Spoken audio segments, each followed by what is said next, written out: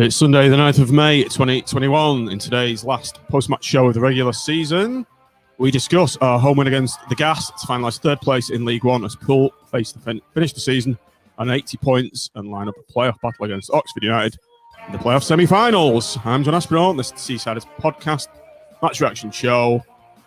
Blackpool 1, Bristol Rovers 0. It's already changed the world. Small town from the north of England with a great tradition.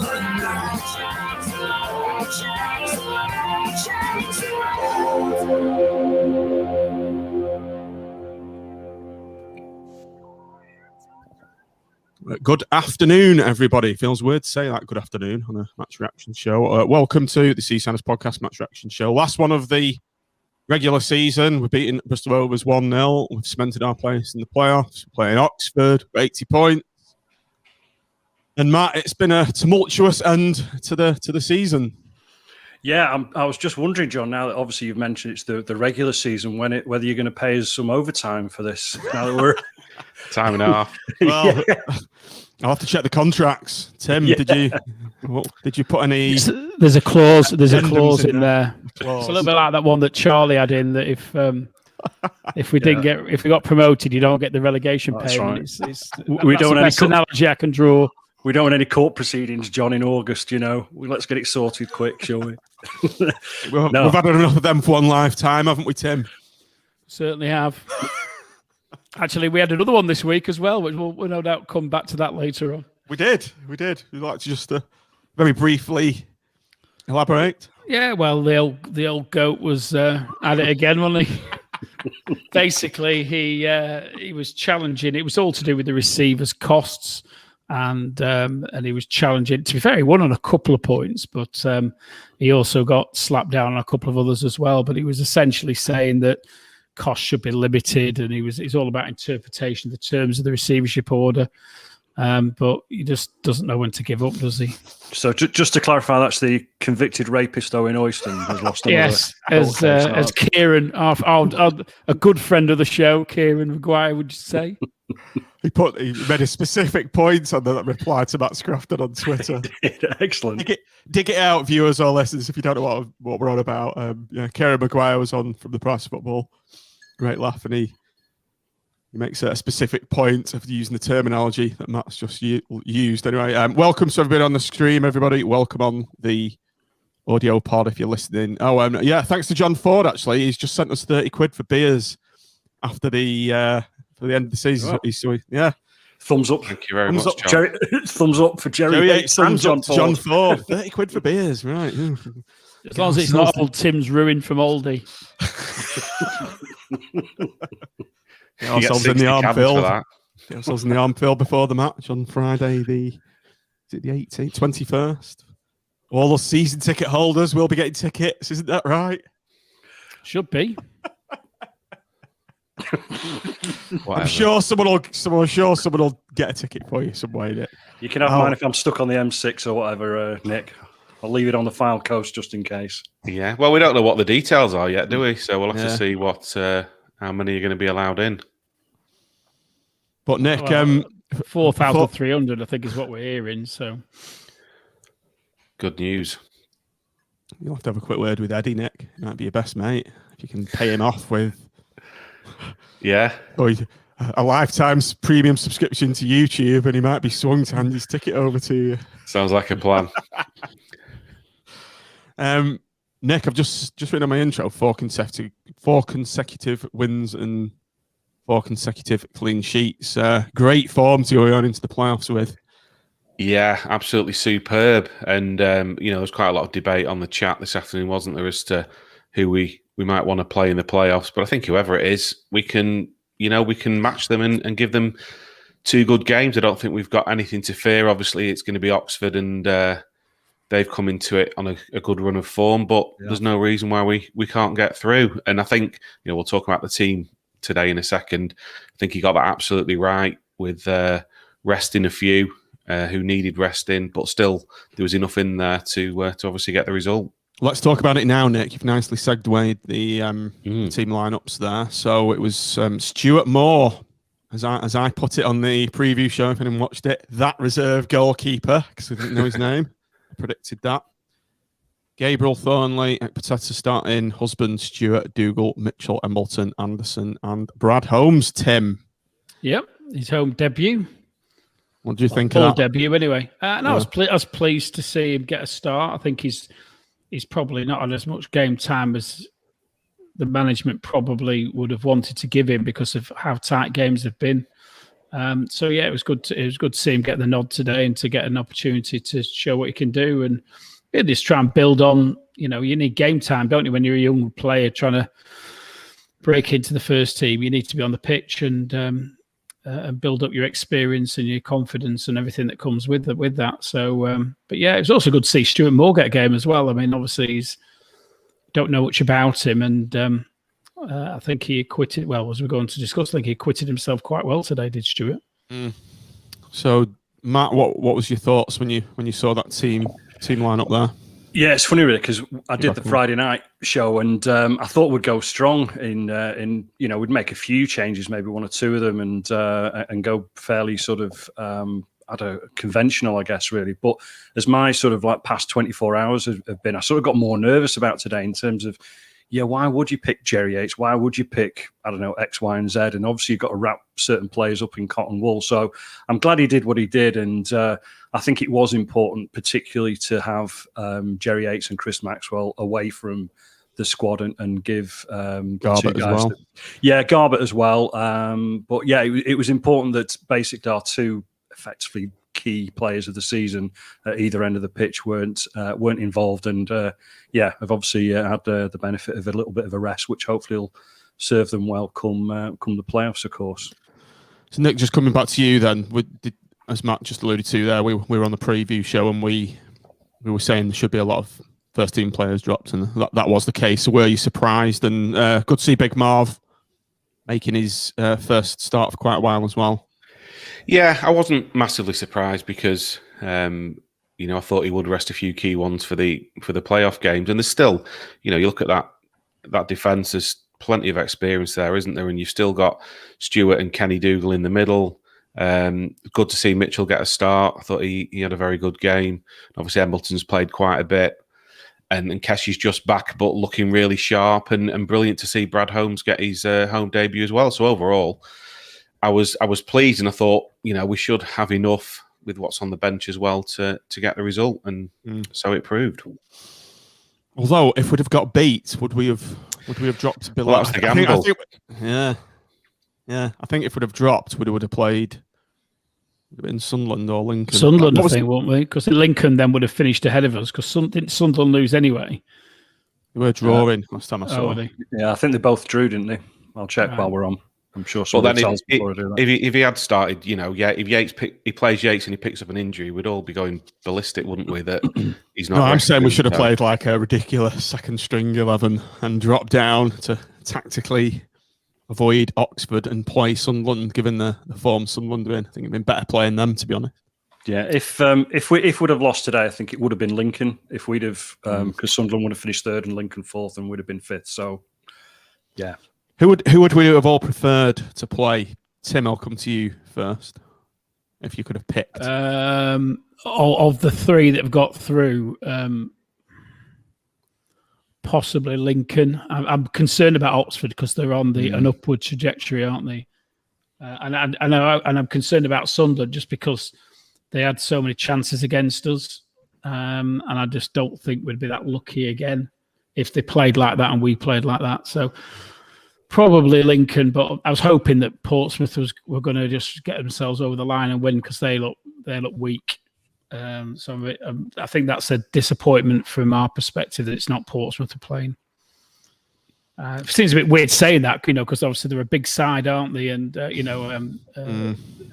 at the moment they're in a state of transition for me, and they were very, very beatable. Just Oxford, I don't know. It takes me back to 1996 when Oxford pipped us to go up into the championship. They're just like bad vibes every time we play them. Joey Bosham, whatever his name was. Well, we actually learned how to pronounce his name, didn't we? And it wasn't that. I remembered that, Tim, when I said it.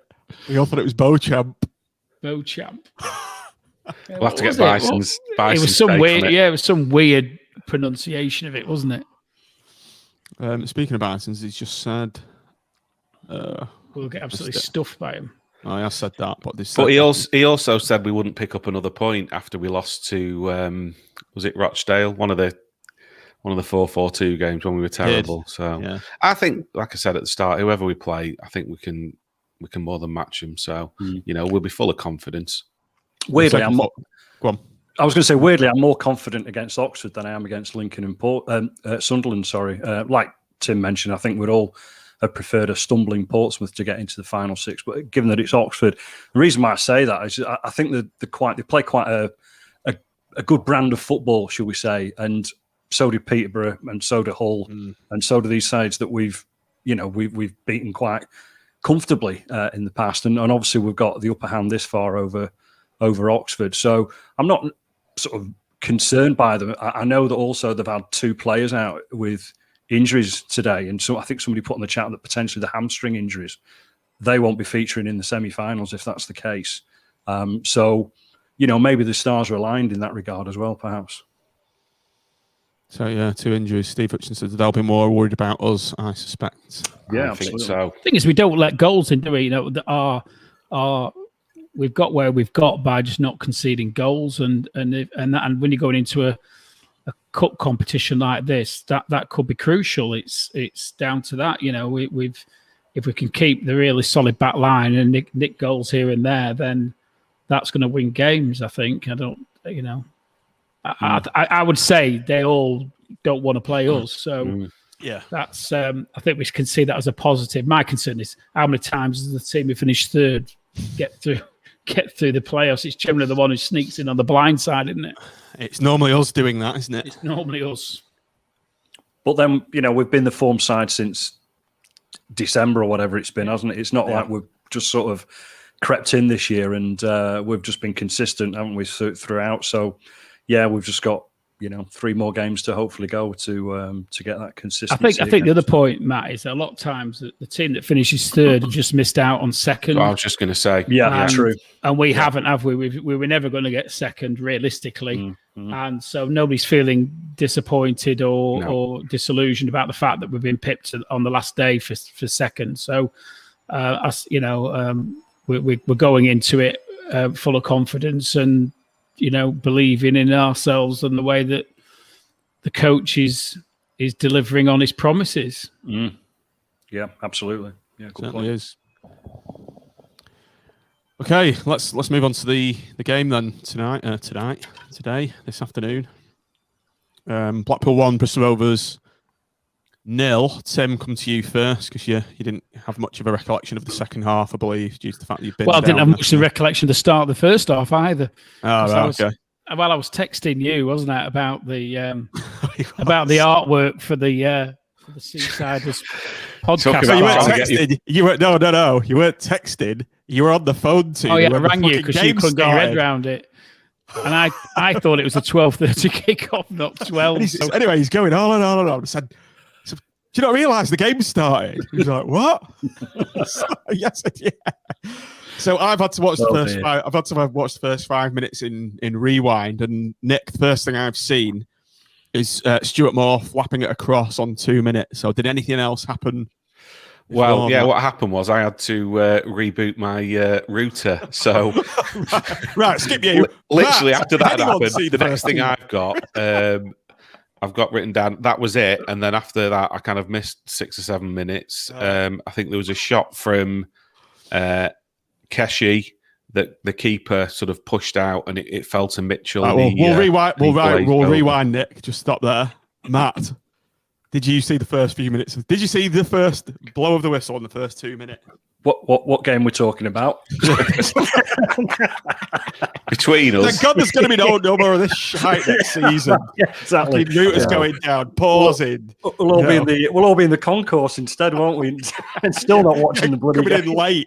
Sorry, I missed the first 5 minutes. I was just finishing my pint. Exactly.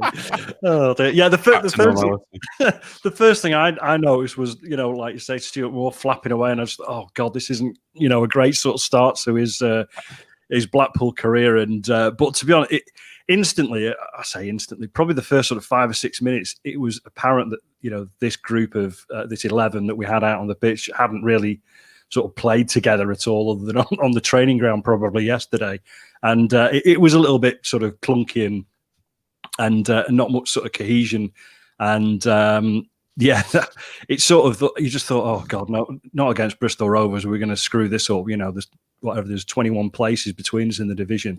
But then after that, sort of 5 or 6 minutes, it's sort of, we just sort of calmed down. They had a chance where Thornley got a good last second sort of tackle in, and it went out for a corner.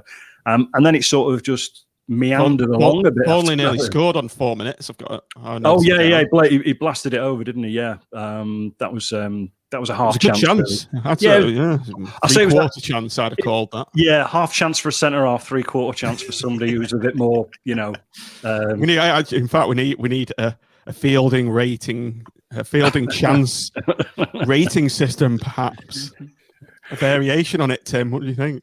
Well, we could do, couldn't we? What would we do that out of 5? Would it do it out of 5 or something? Yeah, but we need some sort of parameterization system to, as Matt's just said, to account for the position of the player on the pitch. Leave it with me. I know what my brother would have said. So exactly. Hit the target. Hit the target. Right, we have our resident Oxford fan, Steve Day, has joined us. Former colleague of mine, Oxford fan. It's going to be interesting, Steve. That's all I can say.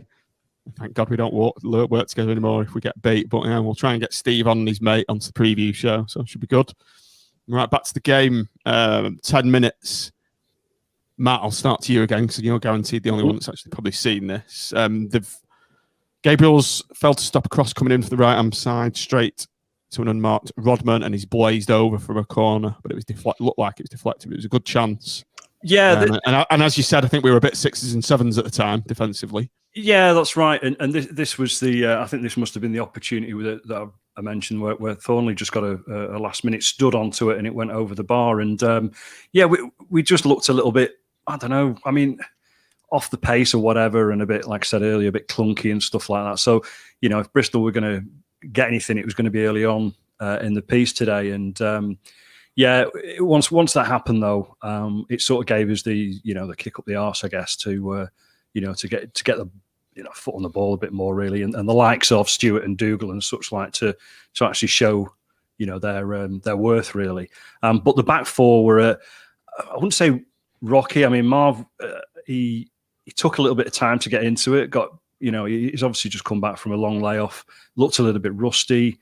Looked a little bit like he did in these early sort of 6 or 7 games with us. But again, it was just a time thing and a timing thing. And once he got those two things back, he looked stronger as the game went on, really. But did anyone else see that chance? It was weird that it looked like he just completely messed it up, but it went for a corner, which confused me slightly. Yeah, I think it was just. I think I was up and running by then. I'd finally realised what time the kickoff was, and got the laptop set up and the HDMI cable. And I'd love to have seen that, Tim, frustratedly and rushing around and hot and bothered. Yeah, it did. It looked like a bad miss, didn't it, when you first saw it? And then, to be fair, I think just generally, I think Thornley's he's improved so much as a player, having been played on a regular basis. And I thought he had a very good game today overall. And it looked like he got a bit of a touch to it and stopped what otherwise might have been a goal. I thought Mitchell, as the half went on, was great. He went on a couple of really good runs. There was one particular, he just knocked it past the guy, and it was a bit like watching CJ Hamilton going at full pelt. He's when he gets into the final third, sometimes it doesn't always come off. But I thought he was really dangerous, and it's another good option for us, isn't it? Yeah. Okay, let's talk Keshi for a bit. Matt, 11 minutes, shimmy. I've put in my notes and opens himself up and looks to curl it into the top corner, but Jedward parried the shot and rebounded to Mitchell, who blazed over. Yeah, he sort of came to Mitchell a little bit sort of almost too quick for him, really. Just couldn't sort his feet out. Yeah, I mean, I just generally, I thought Anderson did really well today. I would like to see him more centrally. I think that's where he's probably his better position is, rather than being out on the left.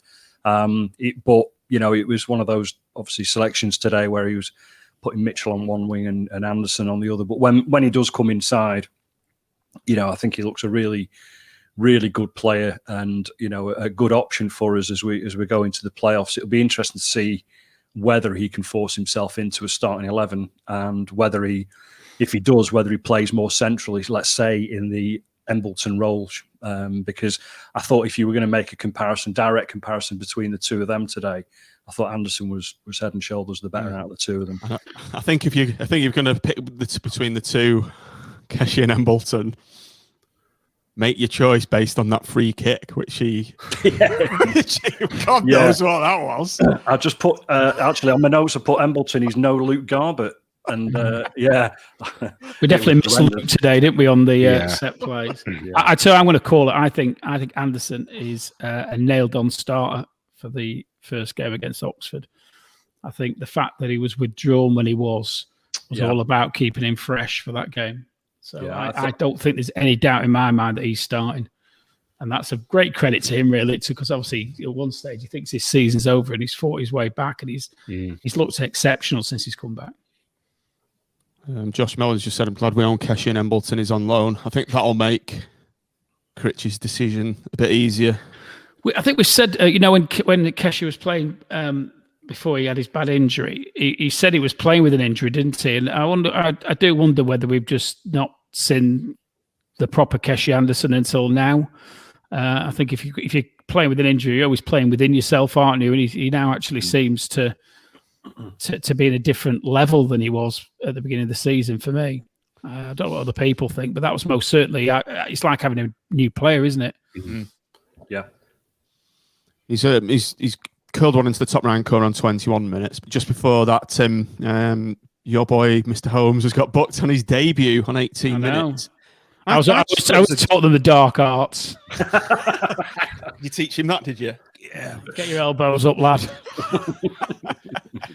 I thought it was a bit harsh, actually. Yeah. I just saw him jump in the air, just shoulder. I didn't see any, it's of back that. It's back to the age-old debate, isn't it? Can you actually jump without raising your arms? And when you do raise your arms, and if you catch somebody, then is it intentional? Is it foul? And so I think it's one of those. And I was just a little bit concerned he might go in himself a bit as a result of that, obviously, to make sure he didn't get sent off. But I don't think he did really.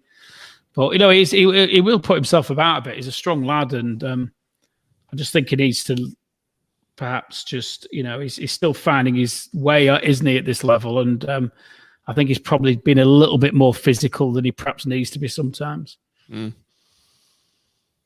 Other incidents in Heart, I put Keshi's curled one into the top right-hand corner, but it went over on 21 minutes. So, Matt, he was really the fulcrum of all our attacking threats in that first half. Yeah, the first half.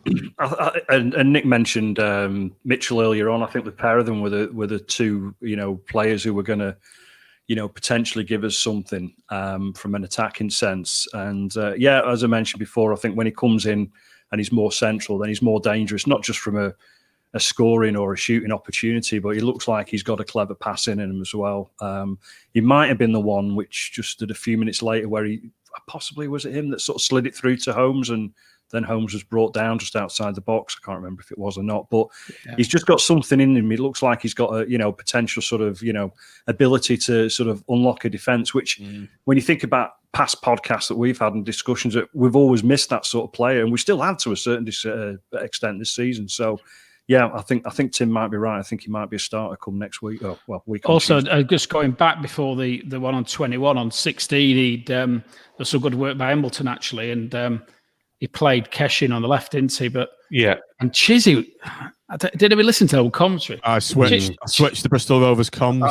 Chizzy was saying it's a bit harsh on Anderson because he didn't look much in it, but he clearly tugged the defender's shirt just to give himself a little bit of an advantage. I mean, to be fair, he finished it well. Obviously, it was given. It was disallowed for taken back for the free kick, but I couldn't believe he didn't say it once. He said it about 4 times. And I'm thinking you don't have to watch they don't see the replays thinking about it, do they? they keep. Well, Brett kept telling us about that, didn't he? They don't, for some bizarre reason, they don't see them. But it's when you see the replay, it's obviously there's a little bit of a tug. So the referee got it 100% right. But it was just very, very lively all through that first half. I thought Keshi. I listened to Bristol Rovers comms; they were quite good. Yeah, I thought it was quite good. I forgot to do that because it's the fans one, isn't it? Doing it. Well, it wasn't actually, Tim. Although they advertised that they were doing it, the gas cast, I think they're called. It was BBC, whatever it is down there. So yeah, it wasn't. Unfortunately, just two guys from the podcast. Maybe it's you've got to like on a home feed. They give it as another alternative rather than having the BBC one. Yeah. They did, Matt. I don't know if you noticed, they did call us. Do you know what I'm going to say? Go on. Well, I don't know. Actually, I think you might be. Are you going to allude to the colour of the shirts? You're going to allude to our. Oh, I thought you were going to mention our new French centre half that would. And that.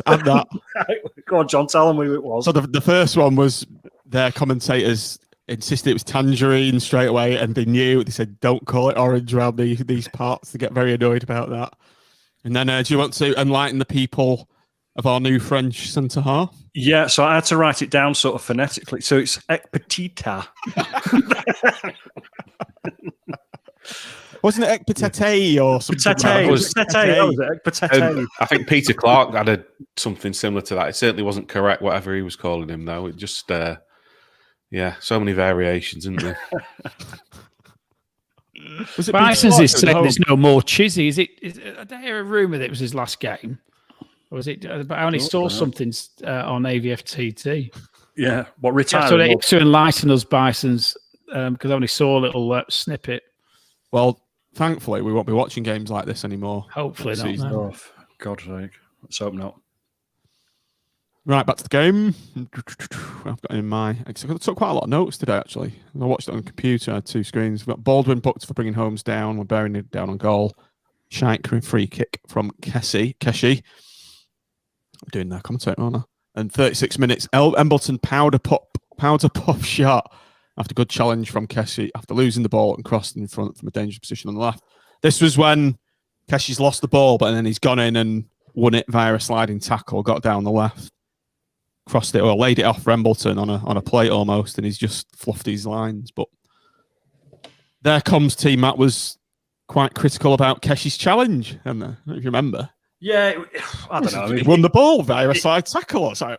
He won the ball, but I mean, the problem is that these days you watch so much sort of Premier League and whatever, don't you? That tackles like that are just it's like a non-contact sort of a sport, isn't it? The higher up you go, really. So maybe they were just sort of thinking that was a bit naughty. But for me, it was a perfectly legitimate tackle. So yeah, it was brushed aside fairly instantly in my household, anyway.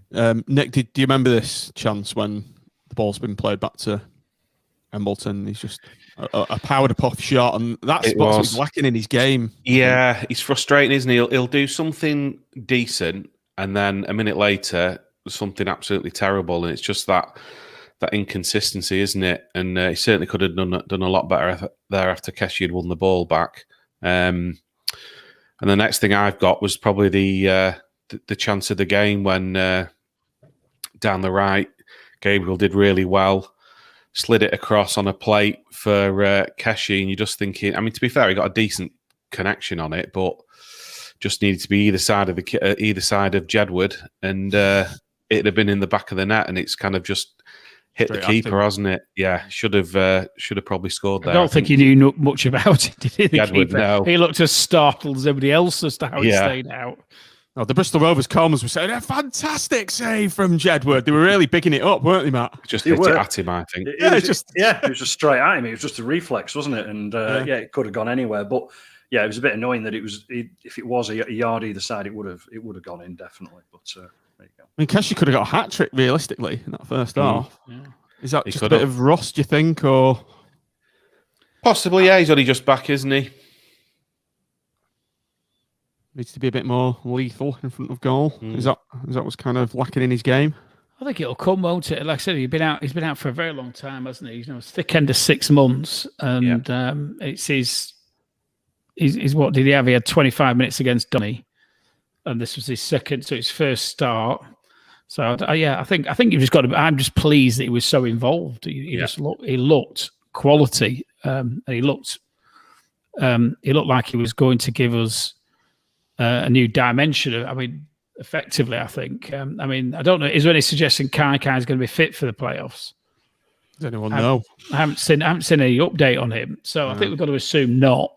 Because obviously Kai was in quite good form, wasn't he? And I think Keshi's got the ability to play off Yates and allow us to our best opportunity. I mean, listen, whatever happens here, I'm happy with the season anyway. But best opportunity of getting to that final, and whether it be at Wembley or wherever, and best opportunity of getting in the Championship. And we have got options in that number 10 role. Assume Kai might be back, might have just been rested last couple of days. I think if he was going to be playing in the semi-finals, he would have been involved today. Personally, you think? Yeah. Okay, Nick. Let's move on to the second half. Not as much happened in that half. They came into the game sort of around the 55, 60-minute mark. They had a flurry of chances. Yeah, we seem to switch off a bit. But actually, I've got down on, I think it was 47. There's a back pass that Moore took a poor touch on, didn't he? And ended up with the Bristol Rovers guy charging him down. And he had to make a bit of a hurried clearance, which went straight to another Bristol Rovers player who I think they felt they could have had a penalty shout. Then there was a little bit of contact as he shot, which went wide. But it was a bit of a worrying moment when he took that little missed touch, and I thought, he's gonna nip in here and they're gonna score. But thankfully it didn't happen. But yeah, they did seem to come out in the second half with a bit more intent, really, and had a decent spell for about 10 minutes, really, where, like I say, I think we'd switched off a bit. They forced, 2, 3, 4 corners and looked pretty dangerous for that spell. Rodman was the man, Tim. Got a deflected chance from him. Moore made a great save. He's committed himself to go the other way. Yeah. Just to put it in context, I decided to go down to the ground at half time, and I left my notepad by accident on the table here. And with the best will of the world, to be fair, when you stood outside the ground watching it on a laptop with people chatting to you, it's difficult to keep. I saw quite a lot of it, but you don't keep notes in the same way as you do when you're doing this. So, but yeah, to be fair, on another day, I thought his reflexes were superb for that, because he had to readjust himself and improvise, really. Improvise, that's the word. And Matt, from the resulting corner, Rodman's had a completely free header unmarked, and he's put it wide. And I guess that's why they are bottom of the league, missing chances like that. Yeah, exactly, and that's it. I'm sure that if Bristol Rovers fan was on here, he or she would be saying, "Well, that's just typical of our season this year," and they might have 20, 30 more goals to the credit this year if they took those chances. But that is why they are where they are from their perspective. But annoyingly for us, it was just a bit slack again in terms of the centre half's part. And I think Marv might have just got underneath it a bit when the ball came over. And again, it's just time out of the game, isn't it? It's these sort of things that fortunately we weren't punished today. And yeah, Stuart Moore put a great save in earlier, as you mentioned. He did look Big Marv did look a bit not shaky but rusty, which is understandable today. So it's going to be interesting who plays in the playoff game, because I think Ballard's nailed on.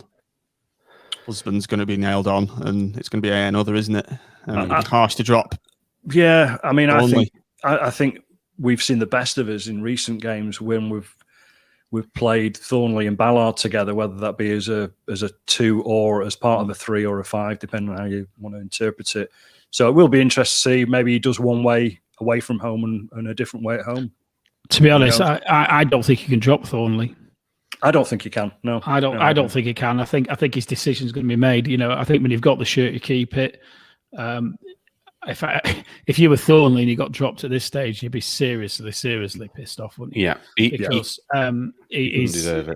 he was probably our best defender today. So you play the players who are informed, don't you? And Ekpatetas, it's unfortunate for him, but he can't see him starting him. Generally can't. I think it'll be Thornley. Not based on his performance today.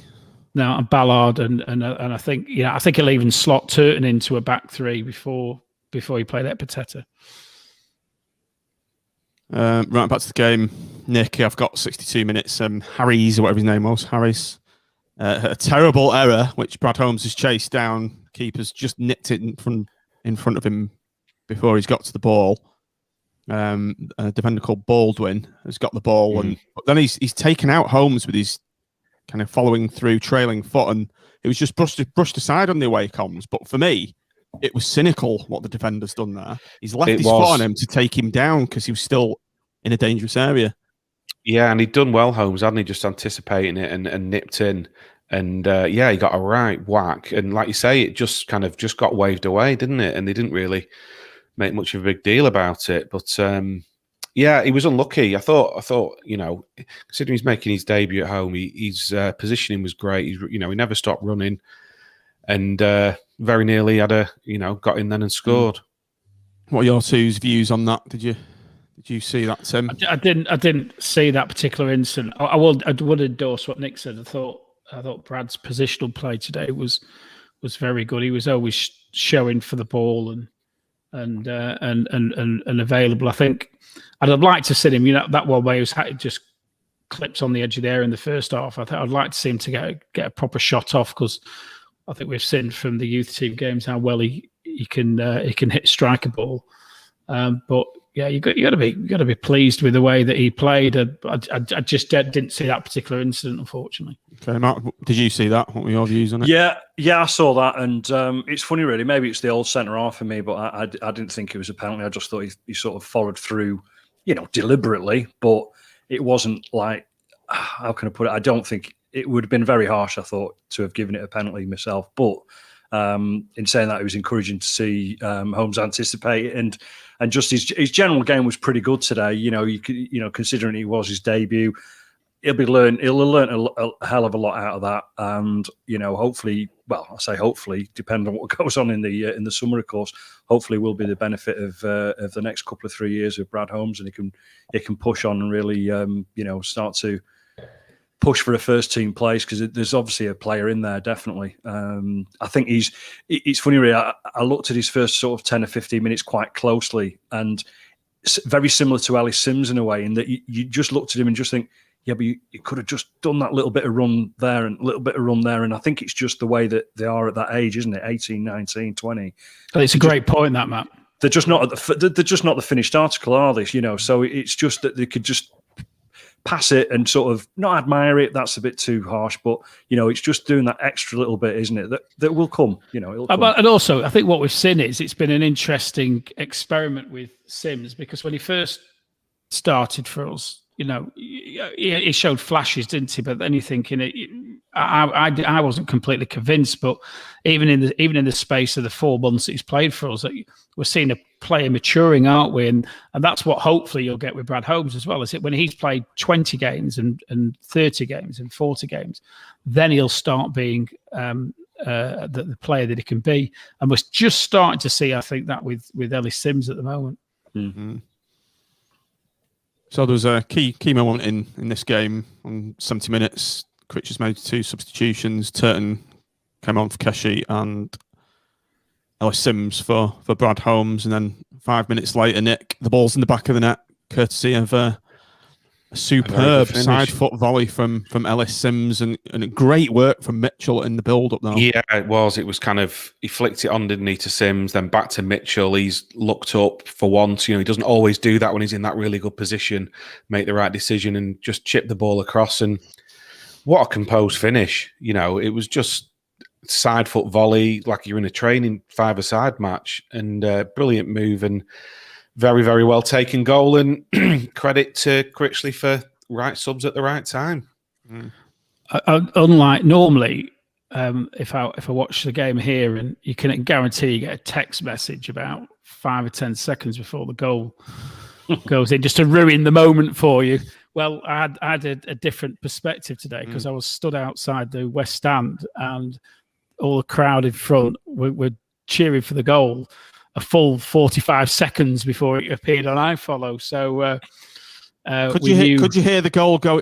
Were the noises? Well, they must have heard in the it. stadium. Was there a very quiet I don't know how they knew. I was like, when you're outside the West, I was like on the other side of the road where there's those benches, like concrete benches, and then most of the lads were out up against the barriers by the entrance, and they were all going mental. And I had my laptop open, on the on now, and so quite a few people came round my laptop. I said, well, "Come here, it's not been on yet." So we got to see. We knew the goal was coming.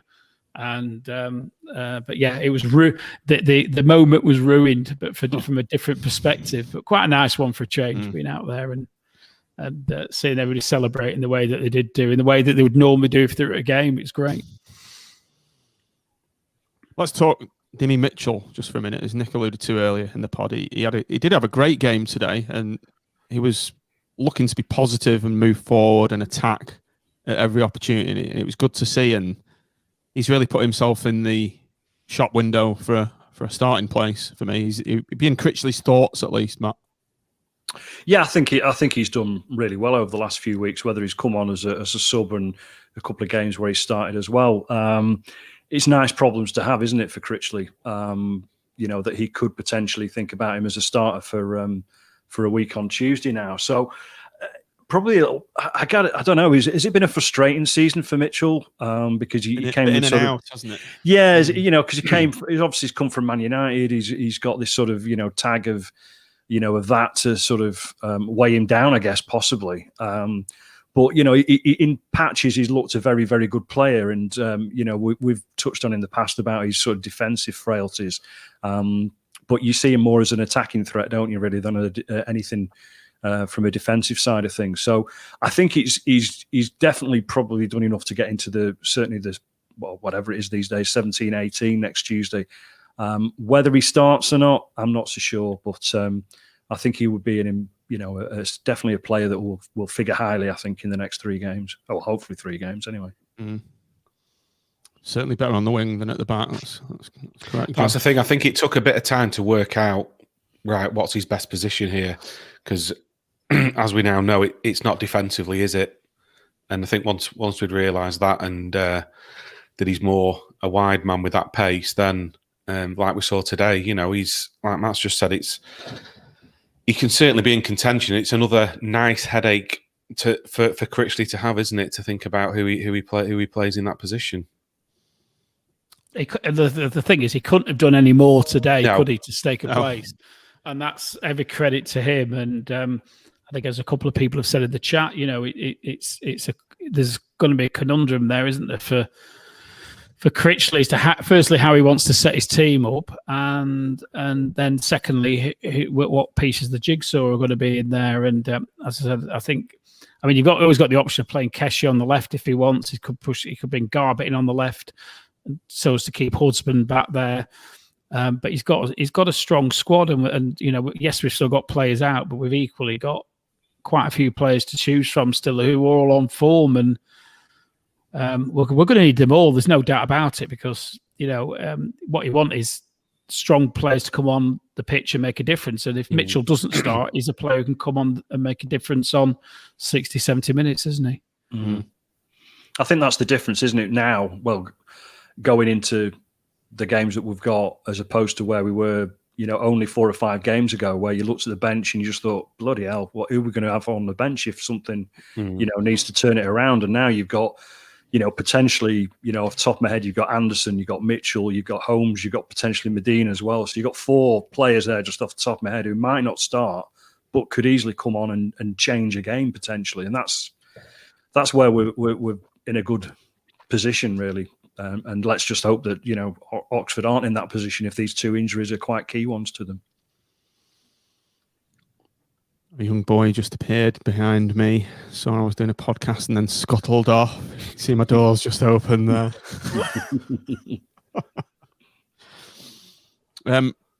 85 minutes, gentlemen, the return of Gary Goals. Yeah, and couldn't come soon enough.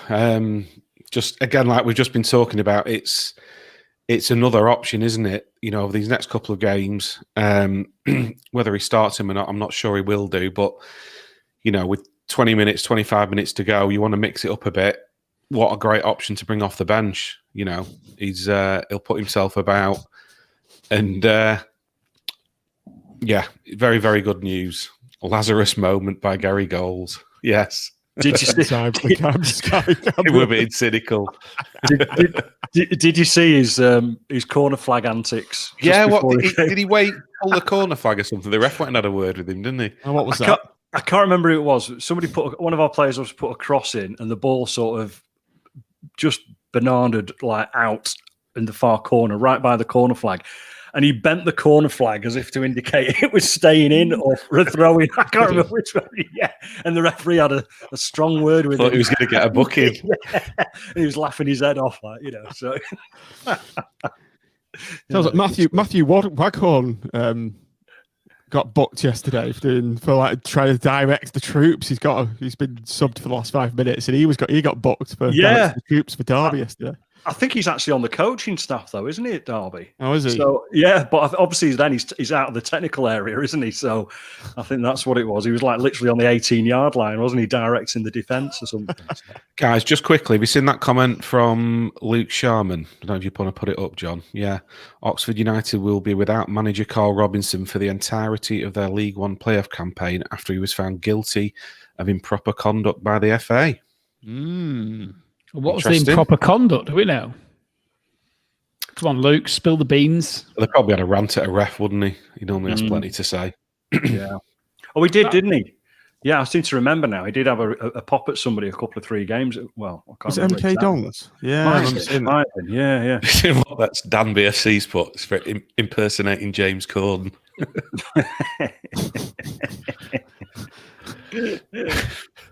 Yeah. That's a 10-game ban. Listen, you take any little advantage at the moment. Will that matter? I think if the manager's not on the bench, it does have an impact. I think there's I don't know when you're even. Depends what the terms of it are. Sometimes you're not even allowed to communicate, are you, with the the rest of your coaching staff if you're actually banned. Right, he'll have to stand on their exposed corner with some flags and learn semaphore before the start of our game. I don't know what the rules are. There was you see the ones where they have to go and sit in the stand. But I've seen some recently where they're not even. Was it Mourinho? Somebody. I'm trying to think who it was now. But there's definitely some of the Premier League managers aren't even allowed to physically be in the stadium. I think if it's touchline ban, then he'll be in the there you are. He'll be in the stand then, won't he? Probably with comms. I'm sure he'll take it on the chins and move.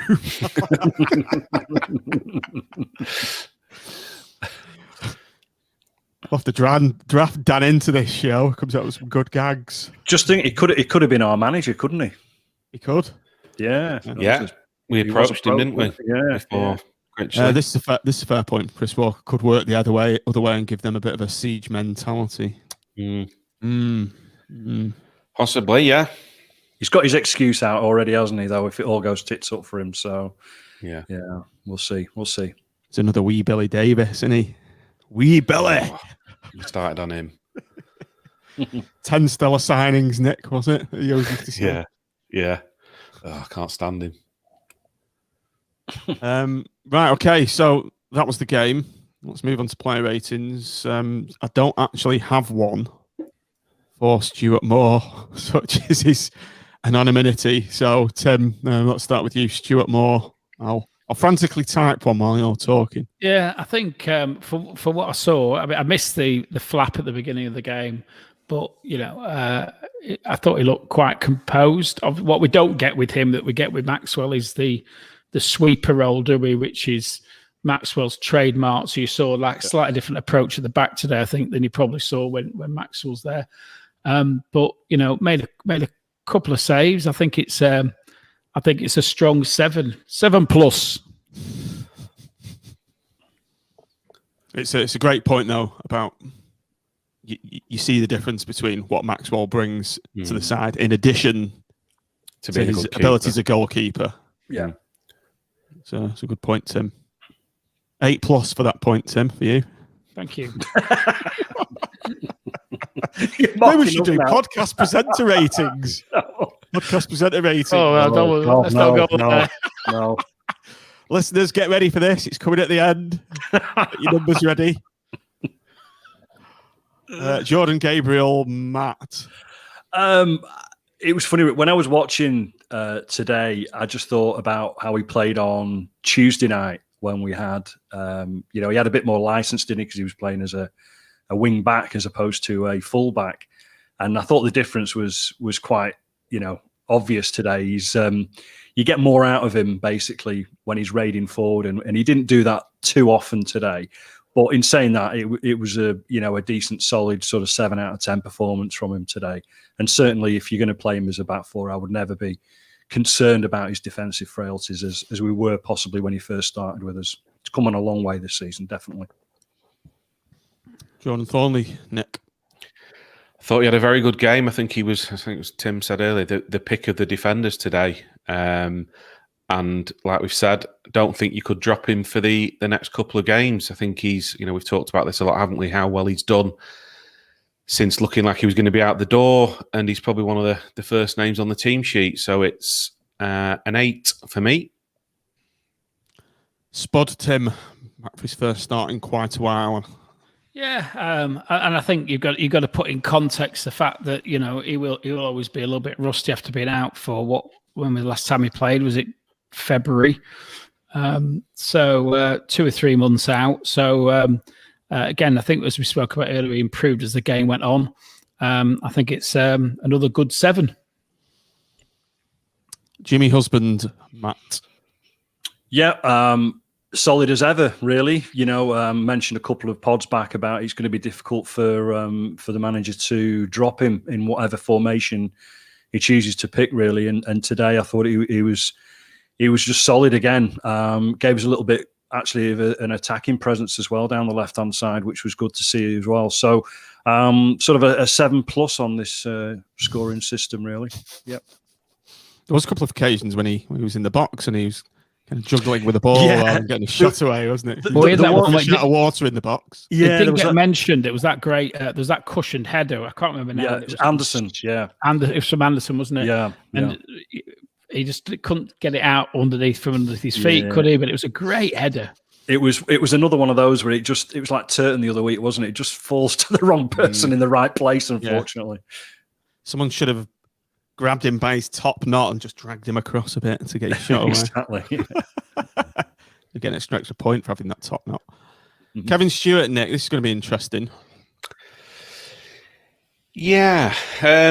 Someone called him Ray Wilkins in the chat. I know, yeah. Sideways. He is a bit like that, tends to kind of go sideways or backwards rather than forward, which, at times is okay, and it keeps things ticking over like him and, Kenny do in the middle, but didn't make a great impression on the game for me, and I think a 6 is a fair score. Yeah.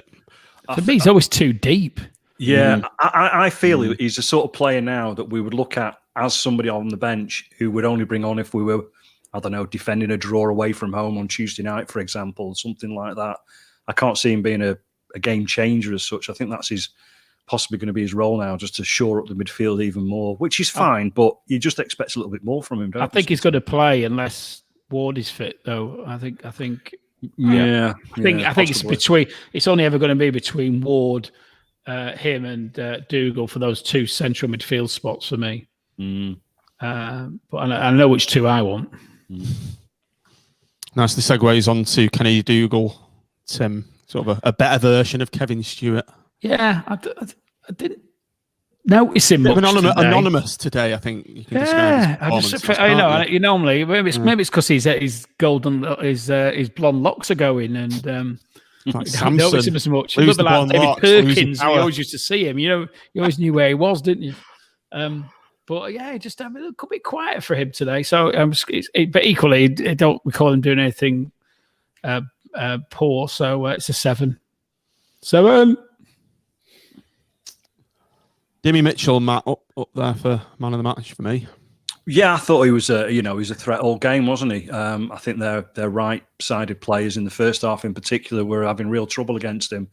And like we mentioned earlier, he's doing everything right, isn't he, in terms of putting his name in the hat, so to speak. So For me, I think he was up there definitely as one of the better players today. So an 8+, really. Yeah. Again, this is going to be another interesting one, Nicholas. Elliot Embleton, hot and cold. Yeah, that's it. Some good stuff. We didn't actually cover it in the match review. He did actually have a couple of shots in the second half. Was that one on the left-hand side of the area where the keeper saved it with his feet? And another one where he's given himself half a yard on the opposite side of the box and curled it with his left foot, and it went just over the angle of post and bar. They never seem to go in his shots, though, do they? No, and then there's very stuff rarely like where nestled he wastes free kicks. So it's either good stuff or not so good stuff with him. There's not really an in between. So it probably averages out at another 7. Yeah. Sponsors man of the match today, by the way. Which I thought was a bit odd. Anyway. Yeah, I think I'd have gone Mitchell, but Keshi Anderson, Tim, another contender for Mom. Yeah, I just thought he was our best player on the pitch. Mitchell had a great game, to be fair, as well. But I thought Keshi was our best player on another day. He'd have had a couple of goals to his name, and I just think he's in that starting 11 for unless he drops his form, he's in there for the 2, if hopefully 3 games of the playoff segment. It's a 9 for me. I thought he was our best player. Been out of the first team for so long that he doesn't have one of these new style banners, so I was frantically typing there to get him on there, the name banners that you see below. And also Brad Holmes hasn't got a banner, but now he does. Matt, and you're rating his performance. Must be a proud moment for you, Tim, seeing that up there. Yeah, very much so. Obviously, I've not got the connection that Tim has. I thought you were going to give Tim Brad, but probably better you didn't really. I think. It might have been a little bit more biased, perhaps. But I thought he did really well considering his debut and he's obviously learning his trade and trying to force his way into the squad for the remainder of the season. Now you can't really sort of give him anything less. I mean, just for attitude and all the rest of it, it wasn't not unfortunate with his bookie, but it might have taken something away from his game. Perhaps we'll never really know. But I think it was a good, solid 7+, which I think is fair enough. That's what I'd have given him, to be fair. Yeah. Bisons has just asked me where I'm playing Keshi, and I'd play Keshi ahead of Kai. End of. There you go, Bisons. There you go. That's your answer. Right, Nick, man of the match. Who's your mom? I think there's probably 2 standout contenders, which is Keshi and Mitchell. I thought Thornley had a very good game as well, and it's a cigarette paper between the 2 of them. I'm going to go Keshi, but very, very close. I thought they were both very good, and you could easily give it either. Timothy, over to you. Yeah, 3 possibles, isn't there? There's Thornley at the back. There is Dimitri. I actually thought some of his runs in the first half were exceptional. But for his all-round performance and bearing in mind the comments just made previously, it's got to be Keshi. Matt? I thought Keshi had a great game as well. But just because he set up the winner, I'll just go against these 2 lads and say Mitchell. And I'm with you, Matt, on giving the award to Mitchell because of it wasn't just like the little 1-2 that he played with Sims. If you look back to the goal, he actually started in his own half and drove forward with such intent, and to play that little nice 1-2 and just his general positivity. And I thought he made a massive attacking intent today. So Dimmy Mitchell gets my man of the match awards. And finally, just to wrap things up, manager rating, Nick, over to you. 9 out of 10. I thought he did the right thing today, resting players. And yeah, it was a gamble, but it's a gamble that's paid off. And I thought the subs were great at the right time. And, that's what got us the goal with Sims coming on. So, and today it was just about, let's get through, no injuries to key players. And I thought he made the right changes. So 9 out of 10. Tim? Yeah, two things I'd say. First of all, I think the comments Nick just made, I fully endorse. I think he's rested the right ones and brought people in to give us options for these playoffs. The second thing I want to say is, having been outside the ground at the end, and I'm sure there'll be, if people haven't seen it already, there'll be pictures coming up on social media as the day goes on. But Critchley absolutely got stuck into the fans being outside today. He was giving it all with the badge. Fighting with them. Well, no, I meant got into, he got, but what they did was, rather than come outside today, they went up into the boardroom and basically gave a thank you to the fans up there. And he almost did like, when Holloway, when Holloway was on the beach on the promenade and he was doing his little, he didn't do a jig like that, but he got really into it like that. And he went up in my expectations, I think I've got to say. So I'm going to give him for the fact that he showed a bit of passion, I'm going to give him a 10. Just as an aside before you do yours, Matt, isn't it good to see that a bunch of people shouting and screaming outside the West and some people looking down at them from the top, from that, is it the director's room? Yeah, it's the boardroom, that boardroom. Last time that happened, the people in the boardroom were looking with utter disdain at the people at the bottom, and people were throwing eggs at that window and shouting profanities. It's one of those delicious ironies, isn't it, John? There we go. End of the show, and it's in. That's one of the quotes for the bar. I was just making sure that when we came around to the commentators' scorings, I was good. I was in for a decent score. Yeah. You had to get one in, and we've just been marking up a mock-up of the artwork we want doing on the Seasiders podcast bottle bar sponsorship deal at the Armfield, and we're going to get a few Timisms on there. So I was racking my brain before. I only had 3, and that one makes it on there, Tim. So thanks for that. I'll have a pint of delicious irony, please. I used that actually. I didn't realise when I'd used it, but I listened back, and when we did the first meeting at the I think we did it at the number 1 club. Was it number 1 club? And you came down to video it, and it was when I was on the interim board, and I used that there. I used it at the beginning, and I had a chuckle to myself when I heard it. Actually, I think it was at the Excelsior. Actually, I think it was the Excelsior, and you were sat next to me because I could hear you talking, and yeah, I like that one. I think Nick and I were trying to film, and then we were telling people to get out of the way, and just had to give up in the end because there was that many people. Yeah, that makes it on there anyway. Matt. Manager rating, yeah. So yeah.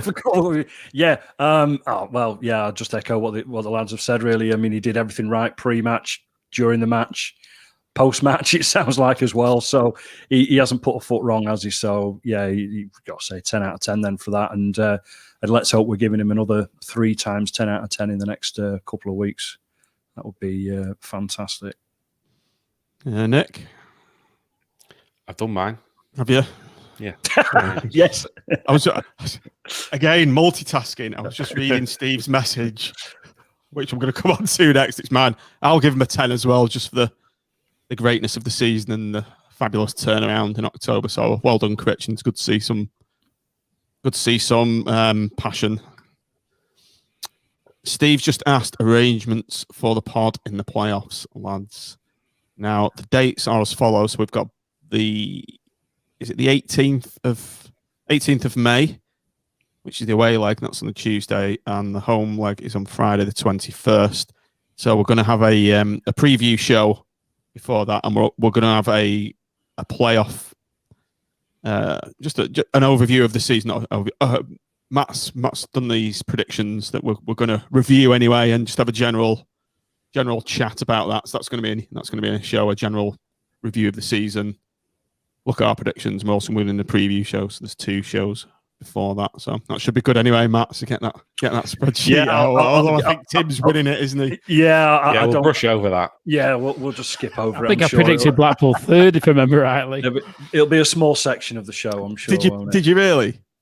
I think. No, you know what? I'm thinking. I will obviously confirm this when we do. I've got a feeling that only one of the panel predicted 3rd, and I'm sure it was you, John. But that's about all you predicted throughout the whole division. Did I have a 3rd? Really? I'm sure you did. I'm sure you did. Yeah, I'm sure you did. We shall confirm shortly, though. We shall. Have we confirm decided shortly. what we're doing post-match of the playoffs? Because obviously, I'm going to the Armfield. I don't know beforehand. And maybe after. It might not be. I might be all too pissed. Yeah. Do we have to do it the following night or something? I don't know. We'll have to have a think about it, won't we? I think if we've won, we've got to do it after. If we haven't, we'll do it the day after. Imagine you can't do that. It's got to be. It's going to be late on the Friday, isn't it? If it's anyway, we'll worry about it. We'll get it sorted out, won't we? Yeah, we'll get it sorted. You're not necessarily going to be driving and things like that. You've got all these things to think about. Yeah. Maybe have a word with the Armfield Club and try and get in there. Do it in there. Yeah, we could do. Yeah, leave our kit there. Just stay tuned, listeners. Steve will come to that. We'll address that near the time. So right, I think we're done for the day, gents. What time is it now? It's 4 o'clock on a Sunday. Isn't this weird? Doing this at this time. Oh, I've got shirts to iron for work, for crying out loud. This is shit. They'd still make you wear shirts in the office. Cool. Honestly, and ties. It's so 1980s. Anyway. Yeah.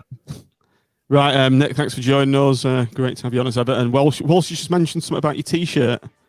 Yes, the latest from Humble Gents. You should go online. There's a great selection. And I think a few of us have bought the same one. So when we're all back in the ground, we'll have to ring each other and make sure we don't end up looking like we're going on Britain's Got Talent or something. Top the outro if you can, Tim. I'm not even going to try. Very nice T-shirt anyway, Nick. That's all I say. Just please do like and subscribe on YouTube. Hit the notification bell if you haven't done also. Ready? And we'll speak to you on the next pod. Up the pool! Up the pool!